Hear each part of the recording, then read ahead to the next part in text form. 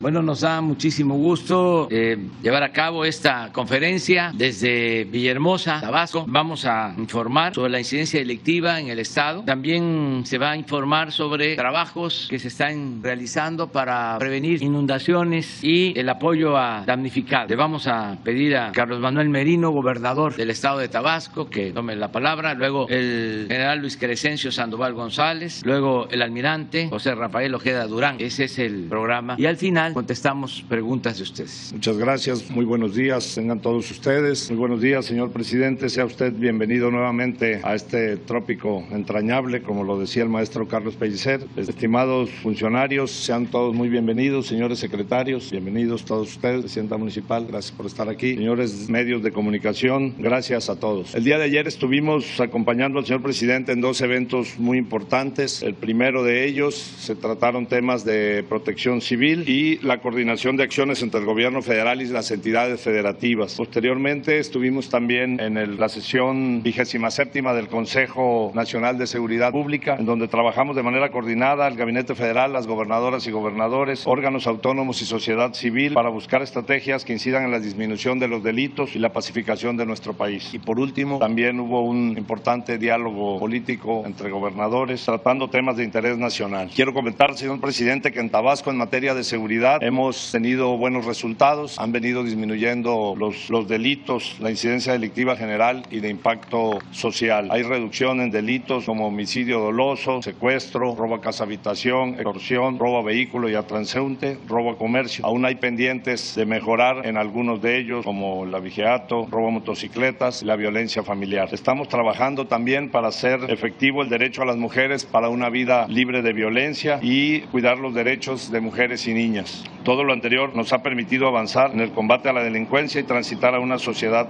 más pacífica buscando una sana convivencia.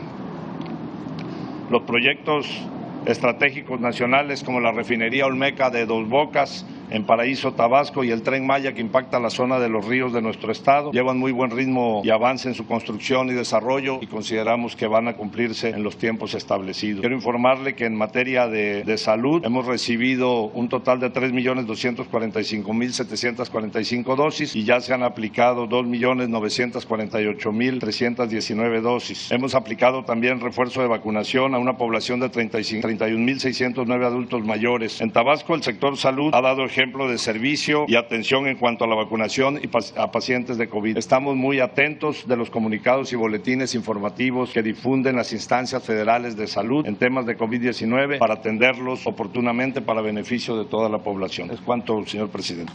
Con su permiso, señor presidente, buenos días. Vamos a informar sobre la situación de seguridad pública en el estado de Tabasco. Adelante, por favor.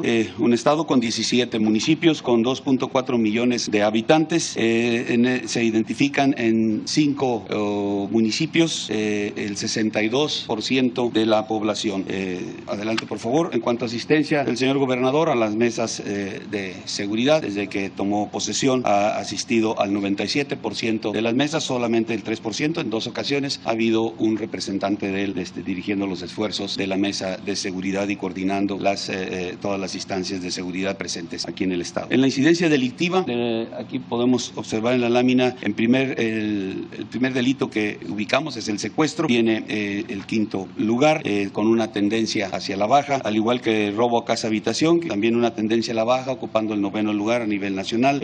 Homicidios dolosos y extorsión en 13 lugar a nivel nacional, también con la misma tendencia a la baja. Robo de vehículos, de igual forma, tendencia a la baja en 19 lugar. Robo en transporte, aquí es el único delito que tiene una tendencia hacia la alza, y la trata de personas en 27 lugar con una tendencia a la baja. Y el total de delitos de impacto tiene el 11 lugar a nivel nacional, pero también la tendencia es hacia la baja. Vamos a ver cada uno de ellos. El secuestro. Tenemos la información hasta el mes de octubre, que es lo que nos da de datos el Secretariado Ejecutivo del Sistema Nacional de Seguridad Pública, y y en octubre no tuvieron ningún delito de esta naturaleza. En el año llevan solamente 15. La tendencia se puede ver ahí en la gráfica muy bien. El año 2020 tuvieron 32 y ahorita en el 21 únicamente 15. Si bien tiene el quinto lugar, aquí podemos observar que la media nacional es 2.2 y esto es porque también en lo que tenemos de información a nivel nacional ha tenido este delito una reducción importante,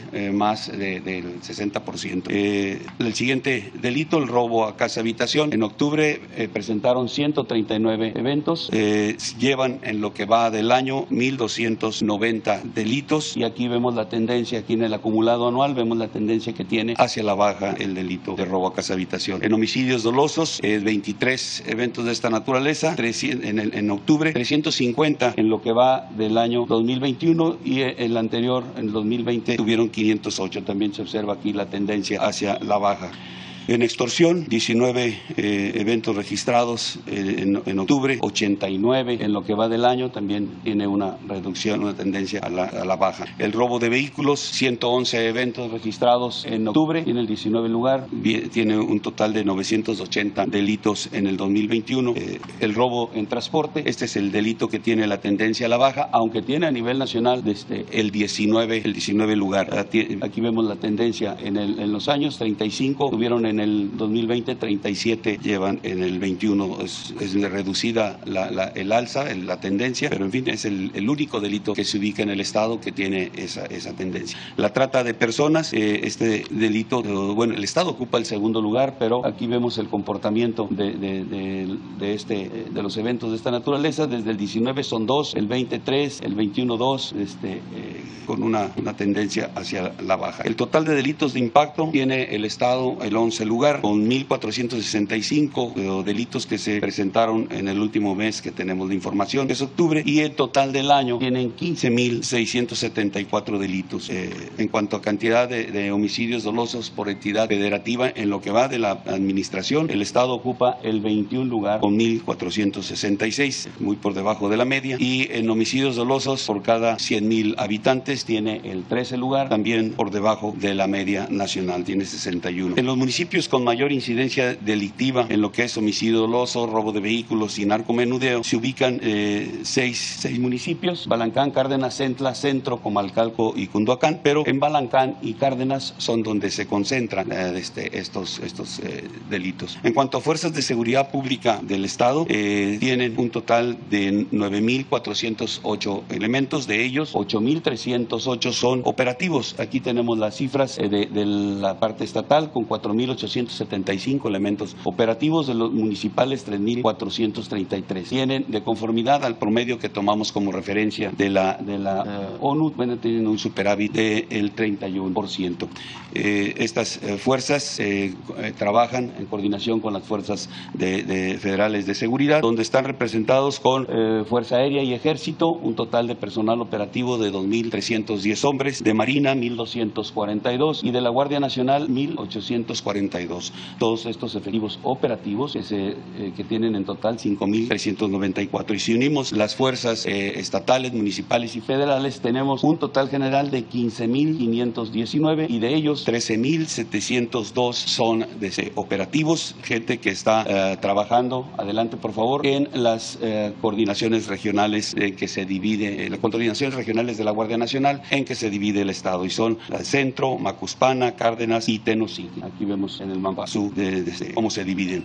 En cuanto a construcción de las compañías de la Guardia Nacional, aquí en el Estado, en este año, se construyeron 3, es en Cárdenas, Teapa y Macuspana. Para el desarrollo que se tiene programado en el 2022-23 de la Guardia Nacional, estamos considerando 3 compañías más de la Guardia Nacional que estarán en Tenosique, en Centro y Huimanguillo, y además una coordinación estatal se tendrá que construir aquí.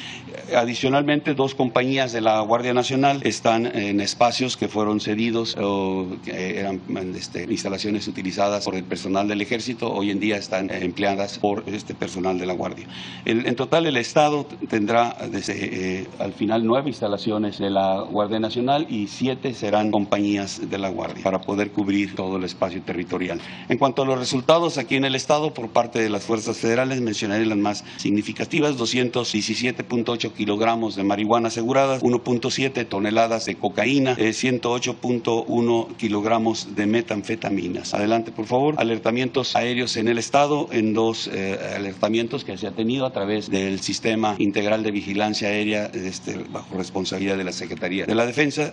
Se han asegurado en Emiliano Zapata y Tenosique 2 aeronaves y una persona. En cuanto a instalaciones estratégicas, aquí el estado cuenta con 13 instalaciones a las cuales se les da seguridad: 12 de Pemex, una de Senegas, con 195 elementos del Ejército y 105 elementos de SEMAR, para hacer un total de 300. En robo de hidrocarburos, en la presente administración, aquí en el estado, bien, pues el estado tiene tres oleoductos que lo atraviesan, y aquí los municipios de Huimanguillo, Cárdenas y Cunduacán son los que mayor número de tomas clandestinas han sido detectadas. En cuanto a aseguramientos, se han hecho el aseguramiento de 513 vehículos, 34 predios, 243 personas, y se han recuperado 6.158.605 litros de combustible. En cuanto a la asignación de recursos federales y estatales en materia de seguridad pública, en lo que es el Fondo de Aportaciones para la Seguridad Pública, por parte de la Federación recibe el Estado 218.5 millones de pesos.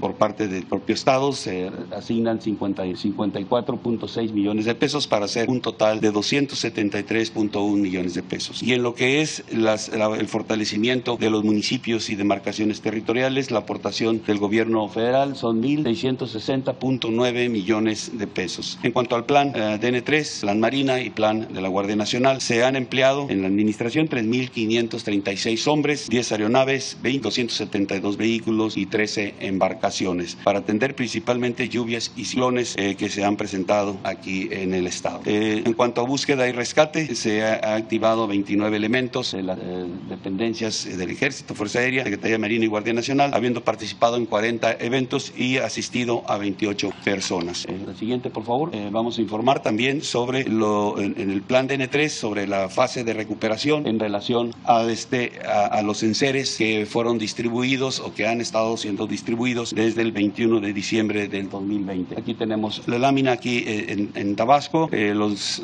17 municipios resultaron afectados. Tuvimos 194.783 familias damnificadas. Se integraron paquetes de enseres y fueron entregados ya ahorita los 194.783. Aquí hubo, por la situación que se vivió de la pandemia, las empresas no pudieron tener todo lo que correspondía a principalmente estufas y refrigeradores. La estrategia que se empleó es entregar vales a las familias damnificadas sobre estos dos artículos, y conforme nos han ido entregando las empresas estas estufas y refrigeradores, hemos hecho el canje de vales. Ahorita, hasta la fecha, nos quedan pendientes 10.531 estufas y 97 refrigeradores por entregar. Esperemos que al inicio del año ya las empresas nos puedan hacer llegar estos artículos para poderlos entregar a las familias damnificadas. Aquí podemos ver el 94% de todos los paquetes están entregados, solamente el 6% nos queda. Y en Chiapas fueron entregados el 100% de los 26.132 familias damnificadas en 71 municipios del estado. Ha sido un trabajo que se ha realizado constante, pero lo que nos ha detenido precisamente, como ya cité, es la entrega de los enseres. Pero en cuanto se reciban, se van entregando. Muchas gracias a todos, señor presidente. Con su permiso, señor presidente, vamos a informar sobre el dragado. El dragado que se está haciendo aquí en Tabasco y en otros estados también estamos haciendo una serie de dragados. Aquí en Tabasco ya se terminó de dragar la parte esta de la desembocadura del río Grijalva. Ya en mayo se concluyó el trabajo aquí. Fue a través de una empresa porque aquí se requería una draga de la que no teníamos, porque ya la tenemos. Ahorita después les voy a platicar eso de la draga con la que ya contamos. Igualmente, en la primera etapa es el dragado del río González. Se encuentran ahorita 7 dragas estacionarias a través del río que ya están dragando. Se va a terminar esta primera etapa el marzo 22. De ahí nos pasamos a una segunda etapa que está... Esta segunda etapa, que son 128.5 kilómetros de dragado, que se inicia en enero del 22 y vamos a terminarla por ahí de diciembre del 23. Lo más seguro que nos adelantemos ahí aproximadamente de 3 a 4 meses. Igualmente la tercera etapa, que es sobre esta parte de aquí del río Espiral y el río Grijalva, la vamos a iniciar en abril del 22. 22 para estar finalizando por ahí de diciembre del 23. La que sigue, por favor. También tenemos dragado, por ejemplo, en Tula, Hidalgo. Estamos apoyando al dragado del río Tula. Es a dragar 3.5 kilómetros. Iniciamos el 3 de diciembre. Llevamos un avance del 2.14 y fecha de término aproximado en febrero. Igualmente, la segunda etapa a dragar son 3.9 kilómetros que vamos a iniciar terminando esta etapa. La que sigue. También tenemos rehabilitación de bordos de granjas acuícolas, por ejemplo, en Sinaloa. Por el paso del huracán Nora, estamos apoyando esta rehabilitación de los bordos de las granjas acuícolas en estas ejidos. Se van a rehabilitar 45 kilómetros. Llevamos un avance del 91% y terminamos ahorita en enero del año que viene. La que sigue. Igualmente se está haciendo un dragado en el río Sinaloa, en Guasave. La primera etapa a dragar, 2.796 metros. Se inició en agosto del 19. Llevamos este avance y terminamos en julio del 22. Igualmente, esta segunda etapa sobre este mismo río son 3.000 metros. Iniciamos en agosto del 21. Llevamos este avance. Estamos desmontando maleza. Terminamos en julio del 22. La que sigue. Además de estos dragados, tenemos, aunque no se presenta aquí, se está dragando en Mazatlán, en la entrada del puerto. Se va a empezar a dragar en Salina Cruz y se va a empezar a dragar en Guaymas, Sonora. Y vamos a presentarles ahorita a ustedes una draga que se adquirió en Holanda. Es una draga de última generación. Esto es el Sarre de los Países Bajos, ahí en Holanda. Es una draga de casi 90 metros de eslora de largo y de más o menos unos 16, 17 metros de manga de ancho. Ese es el Sarre de allá de los Países Bajos y este es el arribo a Veracruz. Arribó el día 10 a Veracruz, está ahorita ahí en Veracruz en preparación y... ¿Perdón? Alrededor de 500 millones de pesos. Esta es la entrada a Veracruz. Ahora bien, como esta draga, igualita, se están construyendo aquí en México, en los astilleros de Marina, 5 dragas. Qué bueno que hizo la pregunta sobre el costo. Nuevas, comprarlas allá en Holanda nos salen en 500. Aquí en México la estamos haciendo en alrededor de 350, 400 millones de pesos. Es un ahorro de más de 100 millones de pesos por draga. Son 5 dragas que se están construyendo, 2 en el astillero de Marina de Salina Cruz, 2 en el astillero de Marina de Tampico y 1 en el astillero de Marina de Guaymas, Sonora. Se van a ir... se están haciendo en serie, de manera que para el 22, mediados finales del 22 va a salir la primera, y de manera que el 23, por ahí de octubre, septiembre del 23, van a estar las 5 dragas ya funcionando. Además, quiero también decirles, porque lo que estamos apostando es que México llegue a ser independiente en el dragado. ¿Qué se hacía antes? Se licitaba a través de empresas extranjeras y se gastaba alrededor, para darle mantenimiento a los puertos en México, se gastaba alrededor de 1.500 millones de pesos por año. Hoy en día, con esta repotenciación que se está haciendo a dragado, que va a ser ya de equipo mexicano, pues no vamos a necesitar ese dinero que se puede utilizar en otras cosas. Eso es lo que le podemos informar. Gracias. Bueno, pues para preguntas, primero, segundo, tercero, cuarto, quinto. Gracias, presidente. Secretarios, buenos días. Gobernador, presidenta. Cindia Cerda de Canal 11, presidente, solo su opinión. Hoy el Instituto Nacional Electoral vota la propuesta de posponer temporalmente el proceso de la revocación de mandato. Hoy se resuelve. Quieren que sea hasta que la Corte avale esto. Siguen argumentando pues ese boquete que les hace falta para realizarla, de aproximadamente 2/3 partes del costo. Siguen argumentando esto. ¿Qué implicaciones tendría esta postergación, presidente? ¿En qué afectaría? Pues hay que esperar el resultado de la votación y todavía queda la instancia del Tribunal Electoral y luego la Corte, que ya de manera provisional ha resuelto que debe de llevarse a cabo la revocación del mandato, la consulta. Eso yo creo que es lo más importante, que el Poder Judicial, en este caso la Corte, haya decidido que debe de celebrarse la consulta. Lo demás no deja de ser secundario. Si tienen dinero, no tienen dinero, si van a poner suficientes casillas o pocas casillas. Aquí el tema de fondo es que se va a establecer el precedente histórico, lo quieran o no lo quieran, de que el pueblo va a ejercer su derecho a la revocación del mandato. El pueblo, que es soberano, pone y quita. Y había la mala costumbre de quedarnos solo en la democracia representativa y muy conchudamente apenas estaban eligiendo al gobernante y ya se sentía intocable, aunque cometiera actos autoritarios de corrupción, había que aguantarlo 6 años, dañando al país, dañando al pueblo. Ahora nadie se va a poder sentir absoluto y ojalá y esto se aplique en todos los niveles para que nadie se sienta absoluto en ningún nivel de la escala y que siempre el pueblo tenga las riendas del poder en sus manos. ¿Te portaste bien? Te apoyamos para que sigas. Te portas mal, para afuera. Es muy importante el presidente histórico. Deberían de estar promoviendo los del INE este método democrático, la democracia participativa, porque la democracia no se agota nada más en el día de la elección constitucional. Es una forma de vida, pero son muy conservadores los que están en el INE. A lo mejor me equivoco y hoy nos dan la sorpresa. Pero está... Es que se ha recorrido como dirían los jóvenes. Bueno, no, está muy difícil. Exactamente, estaba programada primero para marzo, ahora está en abril, y si se recorriera más, ¿afectaría en algo? ¿Cree que se desincentive la participación? No, porque ya la Corte resuelve que se tiene que llevar a cabo. Ya son chicanadas.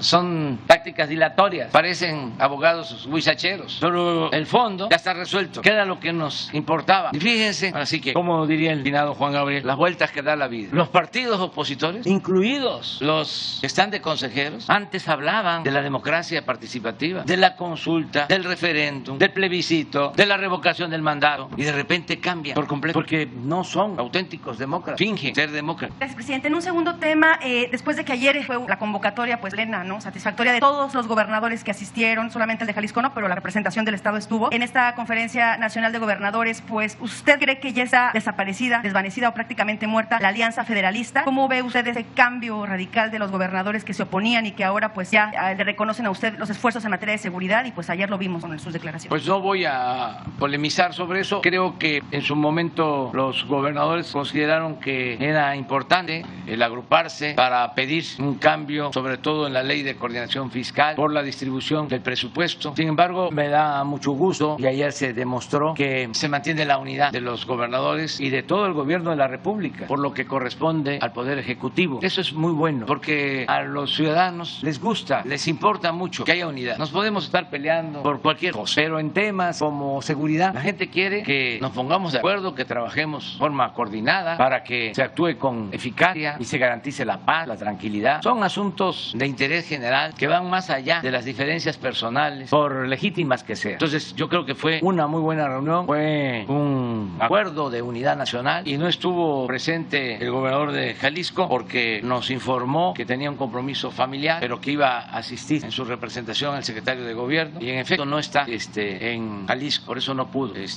acompañarnos, pero estuvieron todos y fue un buen mensaje a la nación. Y aquí quiero aprovechar que este trabajo de buscar la unidad tiene que ver con el secretario de Gobernación, Augusto López Hernández, que me está ayudando mucho. Si no, vendría aquí a Villahermosa a usarlo, pero vengo al contrario a decirle a los paisanos que Adán está ayudando, me está aligerando la carga, y ya no solo es mi punto de vista, sino hay coincidencias de varios actores en la función pública, en la política, de que Adán tiene muy buenos modales, buenas prácticas, tiene 10, dicen que la política es el equilibrio, entre otras cosas, tantas definiciones de política. Ya he dicho que la que más me gusta es la que define que la política es hacer historia. Esa es la que más. La política es el arte, la ciencia de gobernar. Es así como muy pomposo y de manera sencilla. A mí me gusta que se defina, o la definición que me gusta es de que la política es hacer historia, es transformar. Pero también para el ejercicio de la política se requieren los equilibrios, se requiere pasión y razón. Y a veces los que nacemos en el trópico, pues estamos llenos de pasión. Imagínense aquí que los verdes se amotinan, los ríos se desbordan con el calor de la naturaleza, brota la ruda franqueza. Aquí hay mucha pasión en el trópico, mucho corazón. Presidente, pero con esta mermada... Entonces,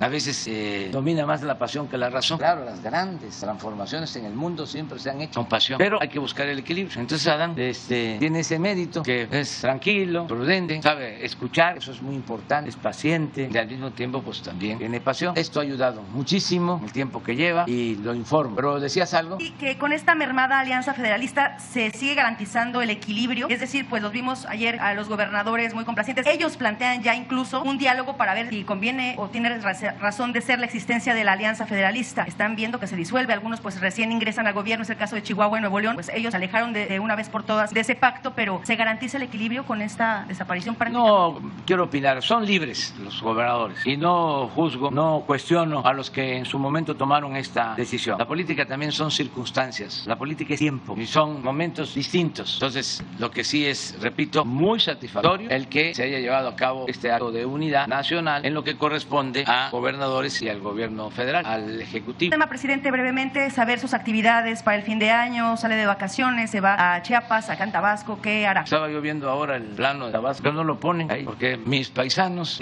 me dicen que por qué me voy a retirar a Palenque, por qué no a Tabasco. No ponen el general presentó un plano de Tabasco. Miren dónde está la casa que heredaron mis padres y a dónde me voy a ir cuando termine. Por aquí está Palenque. A ver si no tienes uno de Xonaca. Todo lo demás es Tabasco, es una entrada. Aquí está Palenque. Aquí está el municipio de Playa de Catazajá, un dirigente político importante, polémico, un hombre de acción como todo en política, cosas buenas, cosas cuestionables. Nació aquí en Playa, pero fue gobernador de Tabasco. Es lo mismo. Aquí también nació don Salomón González Blanco, papá de Patrocinio González Garrido, que de aquí era la familia. Ya no. Bueno, decía que de aquí eran los Garrido, hay todavía familia Garrido, González de aquí, y pues aquí en Palenque hay Lastra, que también hay en Tabasco, La Croix también. Entonces por aquí vamos a estar. Y voy a estar el 24. Les informo que vamos a tener conferencias hasta el 23. El 24 no, nos rayamos. El 24 no, tampoco el 25, el 26, pero el 27 sí, es lunes. También para que ustedes se preparen, ¿no?, con la familia que lo merecen. Y el fin de año, lo mismo. Vamos a estar hasta el 30 de la mañana y regresamos el 3. También aplica a los servidores públicos, aunque tiene que haber guardia. Nos vamos a poner de acuerdo. No, esta es la última gira de este año.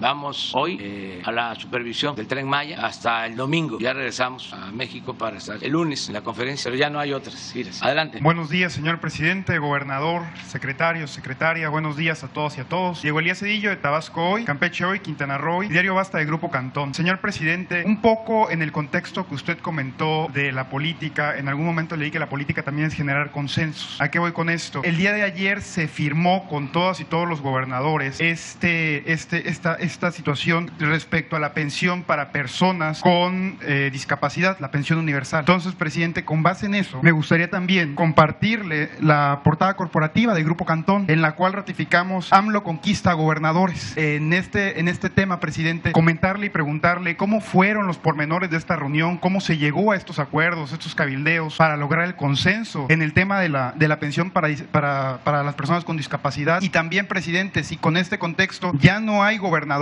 enemigos u opositores al contexto de la 4T, y si su gobierno, bajo esta premisa, gobernará para todas y todos los mexicanos, presidente. Bueno, siempre se ha gobernado para todos, es nuestra responsabilidad, y la verdad es que no tenemos enemigos ni queremos tenerlos. Hay adversarios, y en el caso de los gobernadores yo diría que ni siquiera son adversarios, sino han ellos ejercido su derecho a disentir con el gobierno federal, y esto es normal, más en el tiempo que estamos viviendo. Antes era muy difícil porque el presidente era omnímodo, todopoderoso. Aún así había discrepancias cuando dominaba a un solo partido, cuando el presidente era el primer mandatario y al mismo tiempo el presidente del partido del Estado. Y aquí tenemos el ejemplo y vamos a recordarlo, que además es como un homenaje. Lo quiso en su gobierno el ingeniero Rovirosa cuando el auge petrolero se estaba por firmar el acuerdo de coordinación fiscal, el primer acuerdo para el reparto del presupuesto federal, la entrega de las participaciones a los estados. Y él pidió un trato especial para Tabasco, porque en ese tiempo Tabasco producía o se extraían de Tabasco alrededor del 60% de todo el petróleo de producción nacional, el 60%, y no se dejaban beneficios. Se le tenía que dar un trato especial a Tabasco. Bueno, a pesar que hubieron presiones fuertes, estaba Díaz Serrano, director de Pemex, muy amigo del presidente López Portillo, David Ibarra, secretario de Hacienda, y el ingeniero se resistió a firmar. Fue el único gobernador que no firmaba el acuerdo nacional de coordinación. El primero es vigente, claro, con modificaciones, pero fue cuando se toma la decisión de que los estados renuncian a su derecho a cobrar impuestos y le trasladan esa facultad a la federación para que la federación cobre los impuestos y entregue participaciones de esa recaudación a las entidades federativas. Ahí surge esa ley de coordinación fiscal. ¿Qué sucedió? Amenazaron fuerte y el gobernador Rovirosa también planteó que se iban a parar. Al final, para beneficio de Tabasco, se le dio un trato especial al estado y por muchos años Tabasco Tabasco obtuvo el primer lugar en participaciones por habitante. Claro, llegaron otros gobernadores, ya no con la misma firmeza, y empezaron a ceder y le quitaron a Tabasco todas las participaciones. Ahora pues, es distinto, ya no hace falta que se amparen porque se está invirtiendo mucho en Tabasco. ¿Hay trato especial para Tabasco, presidente? Sí, porque Tabasco le ha dado mucho a la nación. Imagínense cuánto petróleo han extraído de Tabasco. Y además petróleo de la mejor calidad, Olmeca, un súper ligero, que ya ni requiere refinación prácticamente. Ahora hay unas plantas de refinación que producen poco, pero que se pueden instalar siempre y cuando procesen petróleo ligero, que es el que se produce en Tabasco, no es petróleo pesado. Entonces Tabasco, Campeche, Veracruz, Chiapas, pues están siendo atendidos como nunca. Cambió completamente el perfil de inversión federal a los estados. Nunca se había invertido tanto en el sureste como ahora, porque estaba muy desnivelado. Lo único que crecía era Quintana Roo, y eso el norte de Quintana Roo. Cancún no era lo mismo, o Tompe Blanco, o Morelos, o Felipe Carrillo Puerto. El sur de Quintana Roo también abandonado. Todo Campeche. También extrayeron muchísimo petróleo de Campeche, siguen extrayendo muchísimo petróleo. Ahora, imagínense lo que es una inversión en el caso de la refinería de alrededor de 160,000 millones de pesos. En esta hora, la refinería están trabajando cerca de 30,000 obreros. Tabasco está, de acuerdo a la información del INEGI, en los primeros lugares en creación de empleos. Están llegando a trabajar de otros estados. Cuando durante todo el periodo neoliberal era lo opuesto, tenían que irse los tabasqueños a buscar trabajo a Cancún. Ahora es distinto. Pero lo mismo en Campeche. El Tren Maya es una inversión de alrededor de 150,000 millones de pesos. ¿Cuándo se habían visto esas inversiones? Y no deuda, presupuesto. Ya las empresas que están a cargo de la construcción del tren, en la refinería, en las obras del Istmo, ya tienen alguna dificultad para conseguir fuerza de trabajo, cosa que no sucedía. Pero es justicia al sureste, y esto lo entienden en el norte y lo entienden en el centro, porque ¿cómo se desarrolló el norte? ¿Cómo se desarrolló el centro? En buena medida, pues, de los ingresos del petróleo, que llegaron a significar por más de 2 décadas el 40% del presupuesto nacional se obtenía de los ingresos del petróleo, de lo que se extraía de petróleo en Tabasco, en Chiapas, en Campeche. 40% del presupuesto nacional que se distribuía en todo el país. Entonces ahora, pues la gente del norte, del centro, además no se ha desatendido el norte, se sigue apoyando el norte. Ustedes van a Reynosa, van a Matamoros, a Nuevo Laredo, van a Ciudad Juárez, y la gasolina está en 14 pesos el litro. Si aquí está en 20, ya está en 14, 15 pesos, 5 pesos menos. Porque desde que llegamos se aplicó un programa especial para la frontera. El salario mínimo en la frontera es mucho más que el salario mínimo en el resto del país. Ha aumentado el salario mínimo desde que llegamos al gobierno en la frontera más del 100%, más del doble. Entonces se atiende el norte, se atiende también el Bajío, el centro y el sureste. Y es equilibrar, que estaba, como decimos en Tabasco, muy ladeado, y ahora es enderezar y que haya un crecimiento horizontal, que podamos crecer parejo en todo el país. Muchas gracias, presidente. Y como último cuestionamiento, el día de ayer la jefa de gobierno, la doctora Claudia Sheinbaum, nos honró con su visita en las instalaciones de Tabasco Hoy para poder sostener una conversación, una entrevista con el director general, don Miguel Cantón Cetina. En esta conversación, presidente, la doctora Sheinbaum se refirió a las elecciones venideras que ocurrirán en 2024, haciendo un llamado a la unidad dentro del partido de Morena, afirmando que los contendientes no están internamente dentro de lo que representa estas corcholatas que usted ha planteado. ¿A qué voy con esto, presidente? La jefa de gobierno destacó que los contendientes están afuera del partido, no internamente. Ante toda esta jiribilla, si me permite el término, que se ha generado bajo las próximas elecciones, ¿cuál sería su opinión, presidente, al respecto de estos comentarios de la jefa de gobierno, destacando que hay que unir fuerzas dentro de la 4T y hay que unir fuerzas por México y por el presidente? Gracias. Bueno, yo creo que si los gobernadores asistieron ayer a este encuentro, es porque nosotros hemos actuado de manera muy respetuosa y hemos sabido diferenciar lo partidista de la función del gobierno. Por lo mismo, yo no quiero meterme en cuestiones de partidos. Ayer hablé de que tengo licencia en Morena porque represento a todos los mexicanos. Entonces, vengo de un movimiento al que pertenecemos mucho, pero tengo una encomienda, tengo un encargo y es el que estoy cumpliendo. Por eso no puedo opinar. Ojalá y se siga consolidando la democracia en México, que eso es lo más importante de todo. Todos los mexicanos, de acuerdo a la Constitución, tienen derecho a votar y a ser votados. No hablo de eso. Ahí sí, como se decía antes, uno es dueño de su silencio y rehén de lo que dice. y no quiero hablar de esos temas. Buenos días a todos. Gracias, señor presidente. Soy Carmen Ramírez de TV Azteca Tabasco.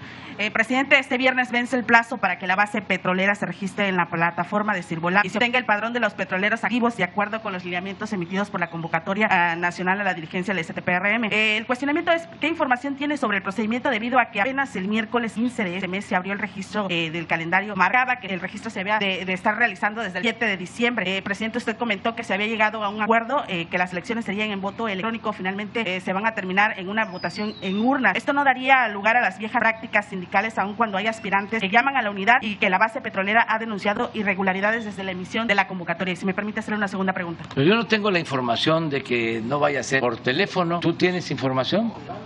Sí, es por teléfono, no es por mesa. Hay un dispositivo para que los trabajadores...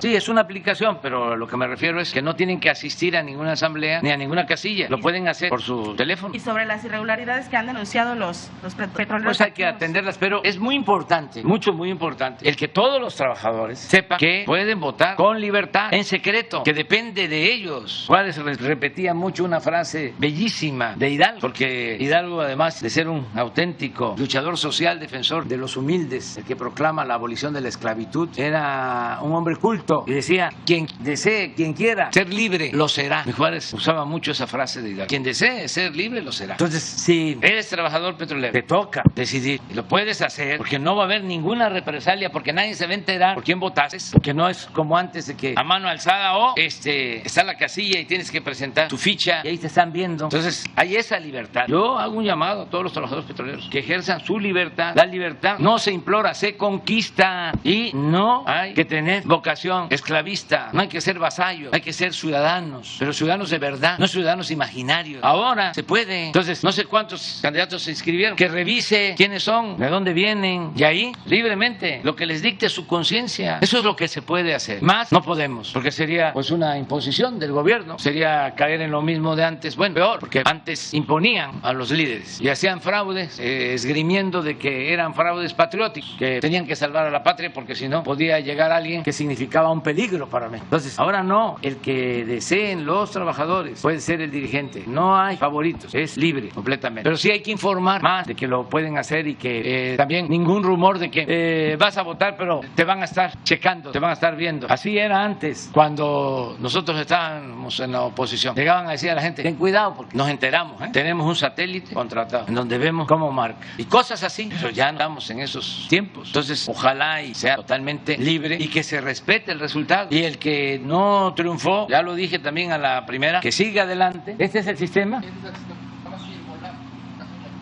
Y ojalá, pues, ¿cuándo es la elección? Empiezan, ¿no? No, ya están las elecciones seccionales.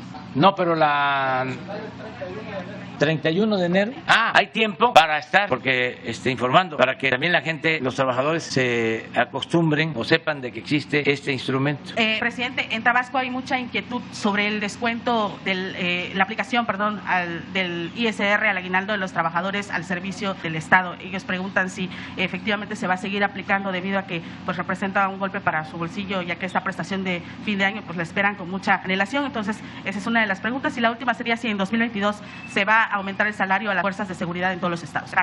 A ver, sí, no tenemos ahorita contemplado aplicar descuentos de ese tipo. Sí, ya los vamos a atender. Ya recibimos esa queja ayer, en especial de alguien de ICER. Sí, vamos a platicar con ellos para ver esto que se pueda arreglar satisfactoriamente. La pregunta que le hacía, presidente, si se va a aumentar el salario para las fuerzas de seguridad en todos los estados el año que viene. Sí, van a haber aumentos en todos los casos, sobre todo considerando la inflación, y en otros casos un poco más de la inflación. Ya el salario mínimo aumentó 22% y lo mismo tenemos que hacer en el salario de los servidores públicos. Pero bueno, esto corresponde a cada uno de los niveles de gobierno. En el caso de la Federación tiene que haber aumentos en todos los casos. En el caso de Tabasco estaba pendiente el aumento a los policías. ¿Todavía se está analizando? Yo creo que sí van a haber aumentos, ¿no? Ya estuvo, fíjate. No, eso no podemos decirlo, eso no se acordó ayer, porque son situaciones distintas en los estados. No hubo un acuerdo en ese sentido. Lo que sí se acordó es mejorar la situación de policías. Se acordó incluso que van a haber recursos adicionales para seguridad pública, es para policías, ¿no? A ver, ¿y de dónde son los? Con su permiso, señor presidente, dos cosas. La primera es una situación en la que sí participan los gobiernos de los estados para mejorar sustancialmente los salarios de los policías en aquellas entidades en donde el salario está abajo de una situación que tiene un promedio, digamos, a nivel nacional. Yo quisiera que posteriormente les explicáramos exactamente en qué consiste y cómo están la situación de los salarios en todos los estados. Esa es una situación de una recomendación atenta, respetuosa y en la que los gobernadores estuvieron de acuerdo con el respeto a la autonomía de los estados, dado que el Secretariado Ejecutivo es una instancia que se encarga precisamente de eso, de saber cómo está cada entidad en varios aspectos. Uno es el aspecto de los salarios, la dignificación. El otro es la certificación, en donde cada día los estados están avanzando en que todos los policías municipales y estatales tengan la certificación debida y tengan el certificado único policial, en donde se ha avanzado en esta administración en estos 3 años. Y el último al que usted se refiere y al que nos instruye el presidente de dar esta información tiene que ver con una utilización de 2.700 millones de pesos, alrededor de esa cifra, para el equipamiento de los municipios en donde hay un incremento o hay homicidio doloso por encima del promedio del país, digamos. Entonces, en donde se ha incrementado ese delito, necesitamos reforzar el equipamiento policial y en algunos otros municipios en donde hay algún tema de este tipo. Entonces, es importante señalar que los 2.700, poco más de millones de pesos, proceden de la comisión de diversos delitos, como es el delito de extorsión. Entonces, ese equipamiento va a tener en algunos municipios este beneficio que nos fue instruido por el presidente de México. Eso era lo que quería decir. Buenos días, señor presidente. Armando de la Rosa, del Diario de Tabasco, y también pues conduzco el programa de radio Nuestra Ciudad en 97.3. Tengo dos preguntas. La primera, muchos adultos, muchas personas discapacitadas aquí en Tabasco dicen que ya la Secretaría de Bienestar recepcionó sus documentos para el programa de apoyo para ellos, que sí tienen la atención, pero ellos dicen que se sienten un poco rezagados en el tema de que están atendiendo muy bien a las personas de mayores de 60 años, pero que a los discapacitados los están dejando un poco relegados. O sea, ellos dicen, ya está la documentación, ya está todo, pero todavía no nos ingresan al programa, que todavía hace falta el pago y que ellos requieren una atención especial. Esa es una de las preguntas, si se va a acelerar esta atención. Mi segunda pregunta es enfocada a la zona del Altiplano en el Estado de México. La gente de Valle de Bravo, de este pueblo mágico, está denunciando que ya llevan varios meses con deforestación, que se rompió una presa de un lago privado hace unos meses, que urge que el gobierno federal atienda, y la pregunta en concreto sería, ¿en su gobierno habría un programa de reforestación para esta zona del Altiplano, para recuperar ese lago que abastece incluso a la Ciudad de México? Esas son las dos preguntas. Sí, lo primero, ya ayer se firmó el acuerdo en lo nacional. Se está entregando pensión a personas con discapacidad de 29 años hacia abajo, niñas, niños, adolescentes de 29 hacia abajo, y no reciben apoyo en el país de 29 a 64, que ya empieza la pensión a adultos mayores. El acuerdo de ayer es que esa franja de población de 30 a 64 va a ser atendida para que la pensión a personas con discapacidad sea universal, ya para todos. La franja que nos falta atender para que sea universal, la pensión a discapacitados o a quienes tienen capacidades diferentes, va a ser financiada por la Federación y por los gobiernos estatales, 50-50%. Entonces nosotros ya tenemos el 50% y los estados están viendo eso. En algunos estados, ayer por ejemplo el gobernador de Sinaloa me informa que él termina el año próximo ya con el 100%, que quiere que el año próximo ya sea universal en Sinaloa la pensión para personas con discapacidad. Yo creo que aquí en Tabasco va a ser lo mismo, así fue el acuerdo. En Sinaloa lo aprobaron en el Congreso local, entonces yo creo que aquí en Tabasco también, de modo que el año próximo va a ser ya a todos los discapacitados. Sí, y va a llegar a todos los discapacitados y se va a volver universal, como el de adulto mayor, que ya es universal, es para todos. En cuanto a tu pregunta sobre Valle de Bravo, vamos a tomar en cuenta lo que estás planteando. Ahí pues hay muchos bosques que hay que conservar, hay que cuidar. Una de las características del Estado de México son sus bosques. Yo creo que es la entidad federativa con más bosques y se tienen que cuidar. Además, los bosques de esa zona del Estado de México, muy cercana a Michoacán, son los bosques de la mariposa monarca, que hay que cuidarlos porque eso es único, es un recurso natural bellísimo que se tiene que proteger. Son santuarios que tienen que cuidarse. Incluso ahí hay algunas protestas porque se está sembrando aguacate. Y sí, el aguacate tiene mucha rentabilidad, mucha demanda en Estados Unidos, pero no se quiere que para sembrar aguacate se tumben los pinos, las especies de pinos que son santuarios de las mariposas monarcas. Hay que buscar ahí un equilibrio y hay que cuidar mucho esa zona. No está aplicándose como en otros estados el programa Sembrando Vida. Ese puede ser una opción, una alternativa de reforestación. Este programa Sembrando Vida, que se aplica en más de 20 estados del país, es el programa de reforestación más importante del mundo. Es un orgullo decirlo. En ningún país están invirtiendo 1.300 millones de dólares al año para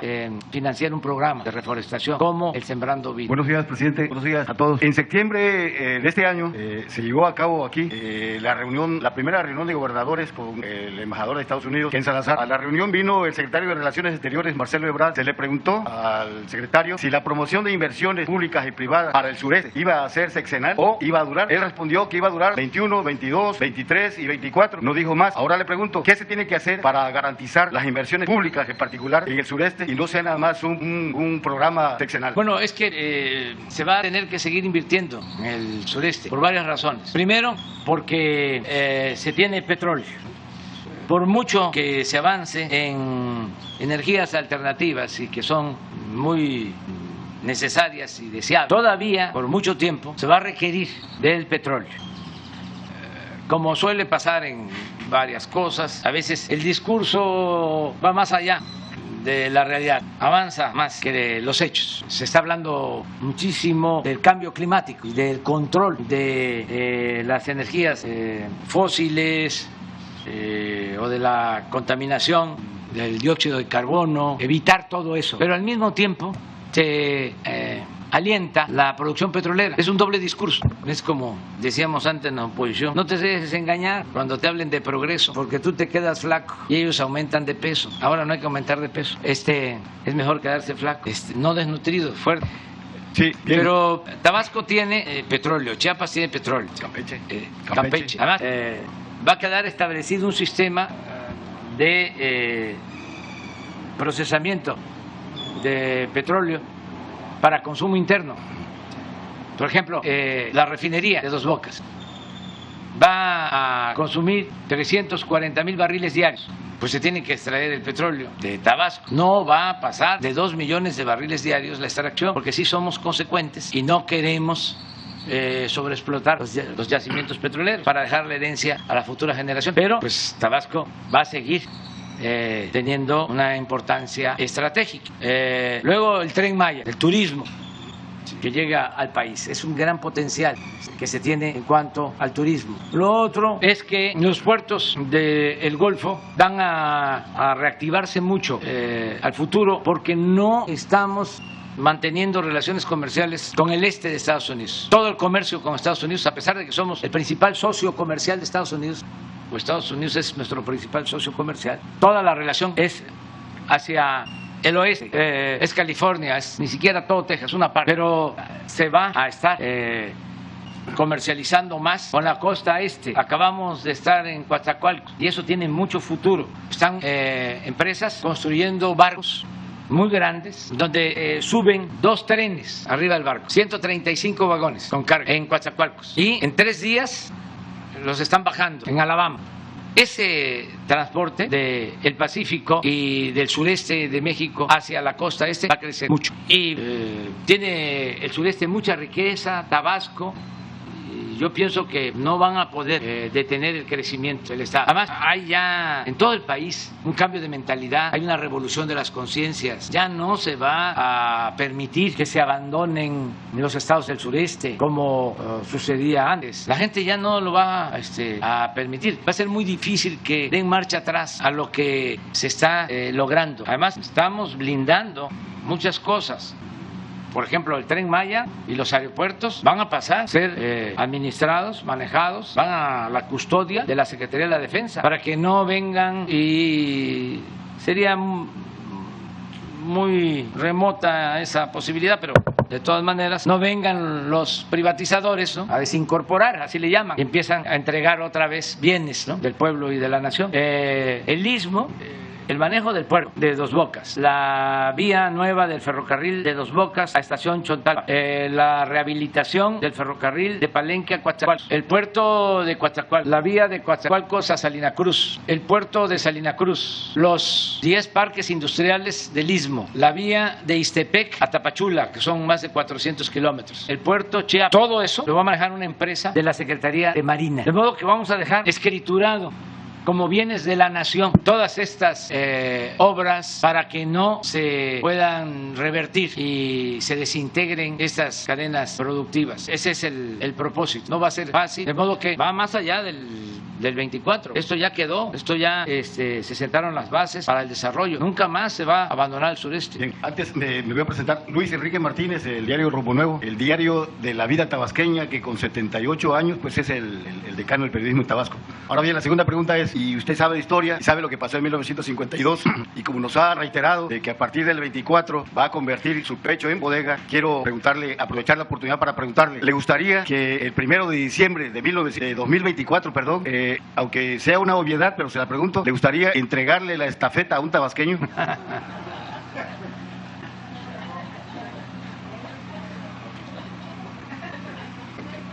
Estoy preguntando, ¿le gustaría entregarle esta estafeta? ¿O con esa risa me está diciendo que sí? Oye, no, siempre me río, yo no ando enojado. Una de las cosas que se aprende es que no hay que enojarse, y hay que estar contentos, gracias a la vida que nos ha dado tanto. Sí. Muy bien, ahora, Luis Enrique. Para seguir con el humor que usted plantea, le pregunto, la inflación que está atacando México, sabemos que es mundial, ¿no será que se debe al crecimiento de la aceptación que tiene usted en México? No, se debe a, ya lo hemos explicado, es un fenómeno mundial y yo espero que sea transitoria, porque sí afecta. No es nada más aumentar el salario, sino que aumente el poder adquisitivo del salario. Cuando hay inflación, pues suben los precios y cuestan más las mercancías, entonces se requiere más salario. Tenemos que controlar la inflación y también no se puede hacer por decreto, pero sí hay mecanismos que pueden aplicarse. Nos ayuda mucho a nosotros el que tenemos posibilidad de controlar el precio de combustibles, el que no aumente el precio de las gasolinas. Eso ayuda. Antes pegaba más porque habían los llamados gasolinazos. Vamos a seguir manteniendo también sin aumentos en términos reales el precio de la luz. Ya estamos también, porque eso estaba suelto y por eso estaba creciendo mucho, estaban abusando el precio del gas, con el gas bienestar y con la medida que tomamos de precios máximos. Y vamos también a transparentar el quién es quién en los precios, porque con la inflación que se está registrando hay quienes están abusando. Si la inflación es del 6, es del 7, ellos están aumentando productos al 15, al 20 y se tiene el dato. Ya el secretario de Hacienda, ayer lo comentaba yo, habló con el presidente del Consejo Coordinador Empresarial para que nos ayude, hablando con empresas con el propósito de que no abusen, que no sean ventajosos. De todas formas, así como se da a conocer quién es quién en los precios de los combustibles, vamos a dar a conocer quién es quién en los precios de los básicos y esto va a ayudar mucho para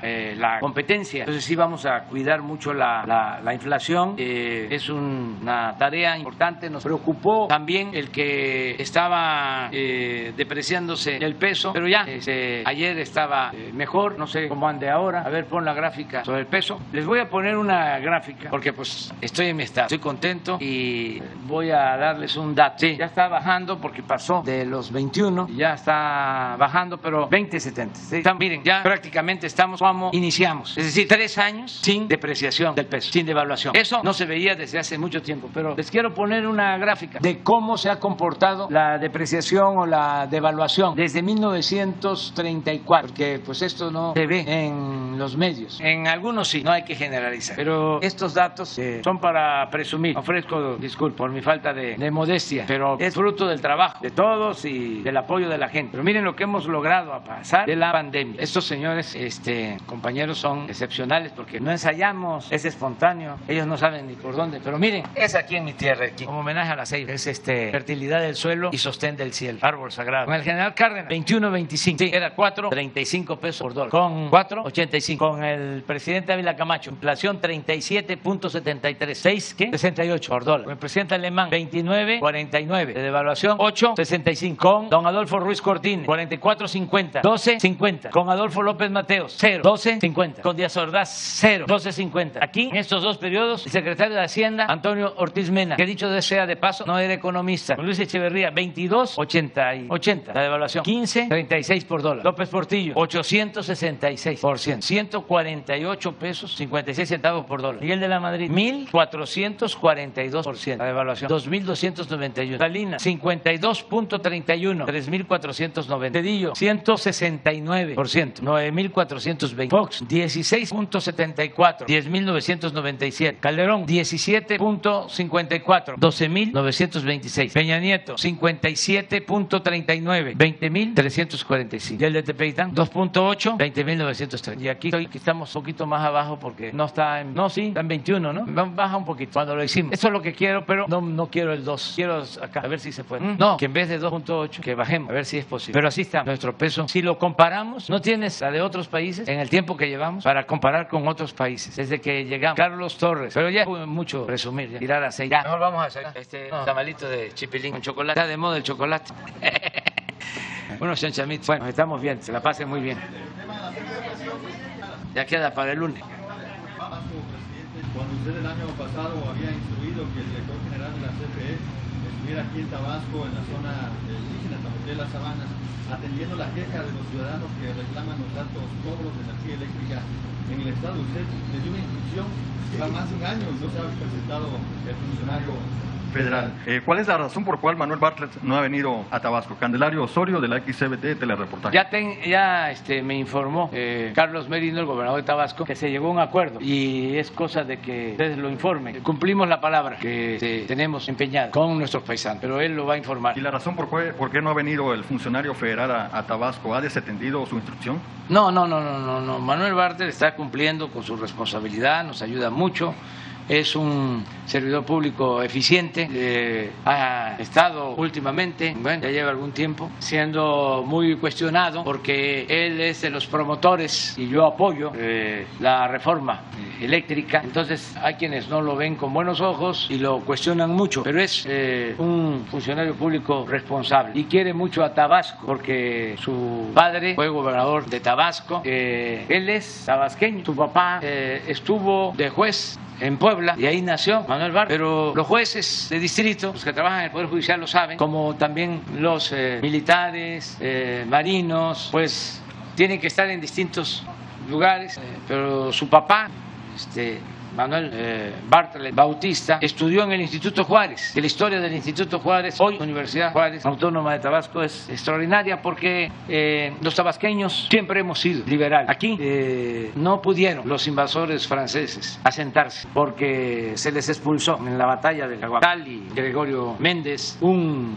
liberal extraordinario tabasqueño, un ejemplo, hombre que se dedicaba al comercio, nos invaden y él deja sus actividades particulares y encabeza el movimiento, él con Andrés Sánchez Magallanes, para expulsar a los franceses y dominaba Maximiliano en todo el país, menos en Tabasco. Y entonces cuando se triunfa, cuando se restablece la República, se restaura la República, el presidente Juárez en premio a Tabasco, en recompensa a Tabasco, decide que los bienes de una hacienda que tenía el clero en Tacotalpa, la venta de esos bienes, se dedicaran a la educación y con esos recursos se fundó el Instituto Juárez, esos fondos de bienes expropiados al clero. Y en ese instituto se formaron políticos extraordinarios, escritores, lo que hoy es la Universidad Juárez Autónoma de Tabasco. El maestro Santa María, extraordinario. Ayer recordaba yo de que en el gobierno del maestro Santa María, el otro grande de Tabasco, Carlos Pellicer, fundó el Parque La Venta de las Piezas Olmecas, que es uno de los parques arqueológicos más bellos del mundo, y también el Museo Tabasco de la cultura maya, los dos museos, el de la cultura madre, de la cultura olmeca, y el Museo Maya. pero siendo gobernador el maestro Santamaría, que aunque se peleaba con el maestro Pellicer, como era un hombre culto, como el maestro Pellicer, se entendieron al final y le dejaron esa herencia a Tabasco. Todo esto del Instituto Juárez. El papá de Manuel Bartlett también se formó en el Instituto Juárez. Sí, aquí me está soplando Adán. El papá del licenciado Bartlett donó el terreno donde está actualmente la Universidad Juárez Autónoma de Tabasco. Entonces, sí, hubo lo que ya ustedes conocen, que salió el papá del licenciado Bartlett, hubo un movimiento de protesta y tuvo que dejar la gubernatura. ¿Saben quién vino a buscar, como se acostumbraba en aquellos tiempos? Gustavo Díaz Ordaz, que era en ese entonces oficial mayor de la Secretaría de Gobernación. Y entró un general, Rico de los Llanos, hizo un buen gobierno, un general que había sido, nada más que no revisaron bien el expediente, pero había sido enriquista, opositor, y él fue gobernador y hizo muy buen trabajo. Entonces se piensa que si no viene